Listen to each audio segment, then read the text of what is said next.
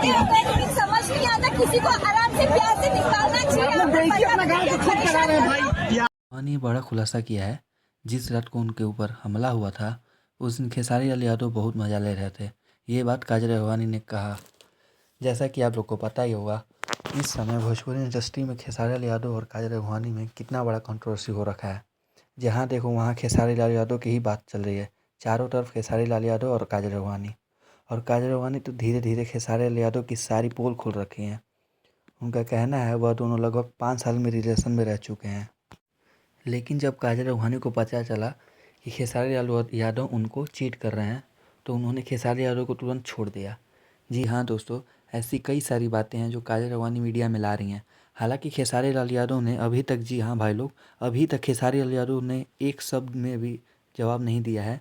उन्होंने मीडिया में अभी तक अपनी बातें नहीं रखी हैं। हालांकि आप लोग को क्या कहना है, आप लोग अपनी राय कमेंट राय में लिख सकते हैं।